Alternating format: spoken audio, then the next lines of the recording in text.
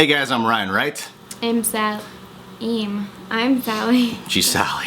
Hello. It's hard sometimes to remember your own name. And, hey, my tea is done. Jerry, can you get the tea, please? Yeah, Jerry. Go hurry up, Jerry. Come on. Jerry, hurry up. Hurry up, motherfucker. E is taking too long. Peasant. Thanks, Jerry. Yeah, just be careful with that. Finally did something right. So, this is going to be our second DVD reaction. It's going to be to Anchorman 2, The Legend Continues, Supersized Edition, rated R. It just came out, but the thing is, it's only in the theaters for 1 week, so we might as well just make it a DVD review. You know what I mean? The cool thing is, Sally did not see the theatrical version that was released. I did. I liked it. So I got to see both sides of the movie. And she only got to see one side. So I'm interested to hear your take on it, Sally. Okay, me first? Yeah. Okay, I am actually glad that I saw this one first just because there were a lot more and... A lot more what? A lot more jokes.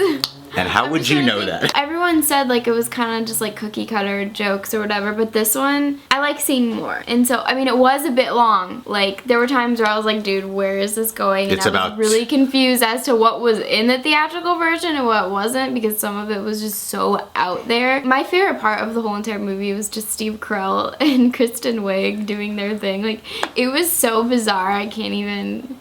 But it was great. I think I prefer the theatrical version, but there's a lot of things that are better about this different version of it. Even though it's rated R, it's not like full of a bunch of swear words and nudity. Yeah. It's not. It's like, if they just cut out a couple of things, it wouldn't have been rated R. What I really enjoyed about it was, I thought the editing was a lot better. I remember the theatrical version was a little choppy. I felt like they were having a hard time getting the improv down. Yeah, now I can smooth. see why, yeah. Well, I can see why, because they just kept going and going and going. It's like, how do you cut that and make it transition? What I also really liked was I thought they made every single character look better in this one. They gave them more scenes, allowed them to go on. Because I remember watching, the first time I saw it, I remember thinking like, Paul Rudd's not really that interesting. And they don't make him great in this one, but I thought he was more funny in this version. I thought he had a much more, like, stronger character, I think, than what I thought he was gonna have in this. But now, hearing your side, I guess.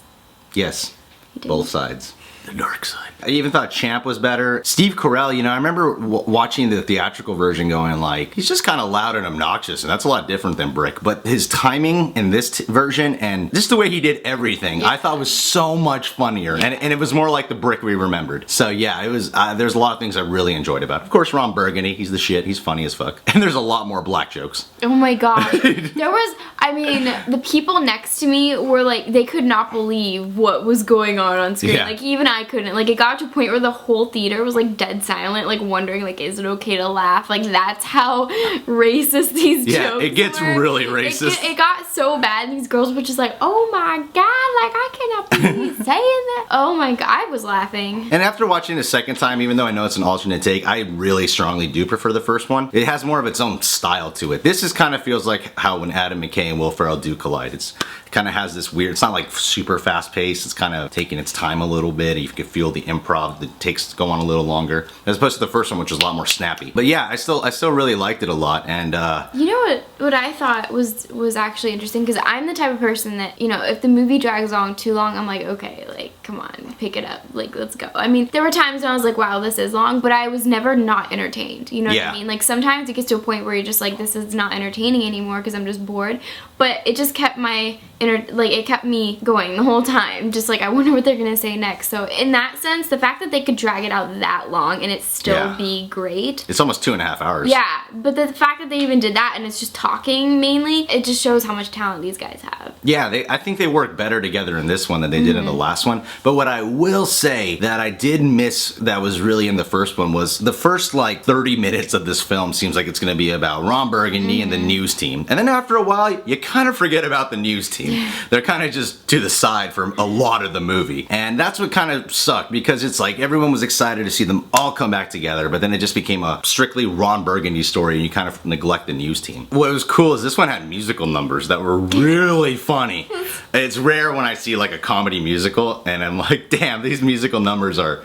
Steve Carell has this one part. If you haven't seen the movie, sorry, I'm going to give it away. Spoiler alert. He sings about Spider-Man at one point at the most random moment. It's so fucking funny. I was just sitting there, and after the whole thing, I just whispered to Ryan, and I was like, who wrote the script, pitched it, and said, this is gonna be a great idea? Because I I don't understand. Well, it took them a long time to get it Any made. writing It took them a long time to board. get like produced. A lot of people were rejecting the idea for many. I can see that. I mean, they pulled it off perfectly, but I can see how they were like, there's no way they can pull this off to be funny, you know? It was so out there, but it was good. I laughed. Yeah, the whole time Sally was like, what the fuck? What the? Huh?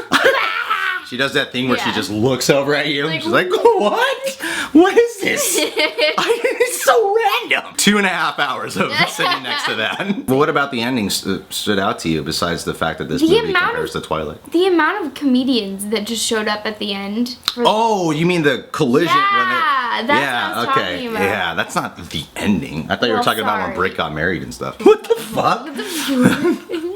Okay, the climax. The climax of the movie was, it's this huge fight scene, but I'm just gonna say there are a ton of celebrities that show up and it blows your.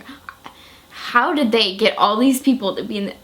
I don't know. Well, from what I heard, a lot of people were asking to be in it. Really? Yeah, Marion Cotillard, like, she got offered a part, and she's like, I'll do whatever, even if it's one line. And she only had, like, I think one line. Yeah, but she's not as big as the people I was talking about. Oh, yeah, I think, I forgot who else asked to be in it. Oh, even Kanye asked to be in it. It was either Kanye or Drake who Yeah, asked to be in his it. career is still trying to, you know, it's. I can understand how Kanye was like, I need something to make me cool again, but. Isn't he doing well right now? Is he? He had a kid with Kim Kardashian, the Yeah, they're fucking the famous most as hell. hated like Baby. celebrity on the planet, and he still hasn't recovered from the whole VMAs thing. No, people actually look at him as a joke now. People still Kardashian. buy his music. I mean, he's not hurting from it anymore. I'm just saying, like, he's kind of a joke though Yeah. to the. Was kind of an ass, that's why. To the interweb. Kanye, if you're watching this, I did not just say that. Obama did though, Obama said you're an ass. so. Obama be loud. I'm Man, just- that homo an ass. That's how Obama talks. That's my impression of Barack Obama. It's the most racist impression ever. Yeah, I agree with that. I think it was very racist.